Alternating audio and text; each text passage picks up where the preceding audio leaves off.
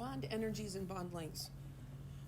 In the previous chapter, we looked at, excuse me, we looked at how we can estimate enthalpies of reaction using Hess's law and heats of formation. We can also use individual bond energies. So bond energy is the energy needed to break a mole of that kind of bond in the gas phase. Bond energies are always positive. You always have to put energy into the compound to break the bond. A bond is stronger if it takes more energy to break. That kind of makes sense. You know, if you're doing martial arts and you're trying to break a piece of wood, right? Well, if it's this really big, thick, strong piece of wood, it's going to take more energy to break than if it's a little flimsy piece, right? Bigger things are harder to break. So this chemical reaction is the breaking of the bond between hydrogen and chlorine. So it's positive 431 kilojoules to break 1 mole. Compounds that have stronger bonds tend to be more stable and less reactive because it's harder to break their bonds. It's like, you know, they're glued together better. They've got Gorilla Glue instead of regular Elmer's glue. Well, bond energies are going to be different depending on the molecule. Illustrated here, we're looking at a carbon-hydrogen single bond. Here, this one, the carbon has 3 hydrogens on it. Here it's got 3 fluorines, 3 bromines, 3 chlorines. The things that are bonded to the carbon affect the strength of the carbon-hydrogen bond. So we see that this one is strongest, and that one is not quite strongest. 446 is strongest, and these guys are weaker, right? So we often look at average bond energies. As you might expect, a double bond is going to be stronger than a single bond, and a triple bond will be stronger than a double bond. So we can look up average bond energies in tables like this. You know, here we have carbon-oxygen single bond, carbon-oxygen double bond. Notice this asterisk here. So the reaction between hydrogen and oxygen to form water is highly exothermic, which statement is true of the energies that break and form during the reaction.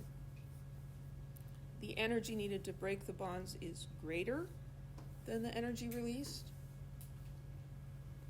The energy needed to break the bonds is less or about the same. Exothermic is energy coming out or going in? It's being released. Energy's coming out.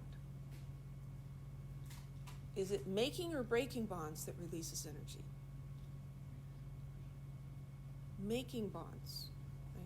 Breaking bonds, you imagine breaking a stick. You have to exert energy to break the stick. The reverse doesn't work out. It doesn't release energy back to you when the stick goes back together. It doesn't happen. So if energy is being released from this reaction, that means that the bonds that are being formed are stronger and the bonds that are being broken are weaker.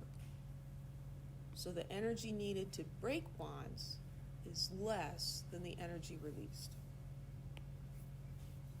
Any questions?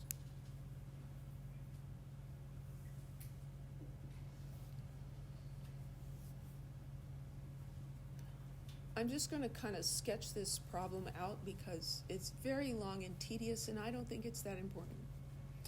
A potential future fuel is methanol. Write a balanced equation for the combustion of gaseous methanol and use bond energies to calculate the enthalpy of combustion of methanol in kilojoules per mole. So you have to start with a balanced chemical equation. So combustion, what's the other reactant? O2. And what are the products going to be? CO2 and water.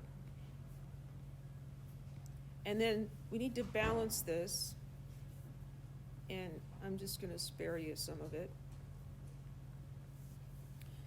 Let's just start from here. 2 carbons, 2 carbons. Here's 3 plus 1, 4 oxygens times 2. That's not going to work. This must be a 4. 4 hydrogens times 2. 4 hydrogens times 2 is 8, and 4 hydrogens times 2 is 8. So oxygens, I've got 2 oxygens here, and then I've got this guy I can put a coefficient in front of. And so here I've got 4 oxygens, and there I've got 4 oxygens. So I've got a total of 8 over there. I need 8 over here. 2 plus 6 is 8. So I need 3 of those.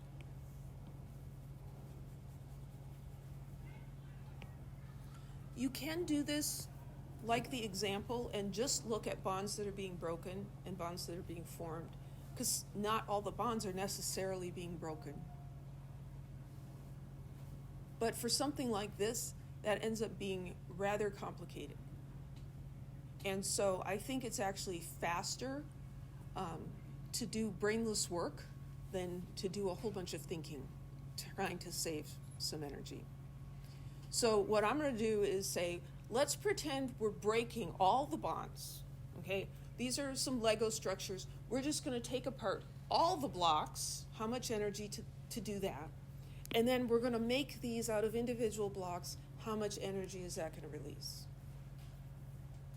To know what the bonds are, we need Lewis structures. So I'm going to spare you the details of figuring those out. There's methanol, and here's oxygen. And over here we have CO2.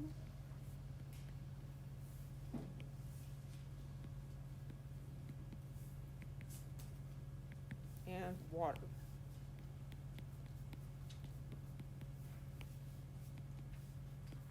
See, just doing that in itself could take a while. So then we need to figure out, okay, what bonds are being broken and how many are there? So I'm going to use blue for broken.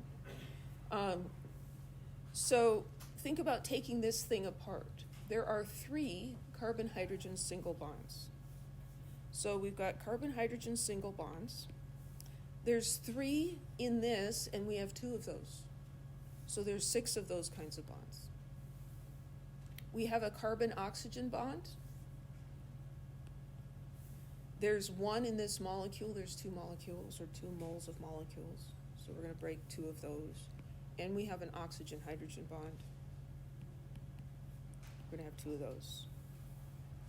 Over here, breaking this guy up, we've got oxygen-oxygen double bond. 1 in the molecule, 3 of those, so that's 3 of those bonds.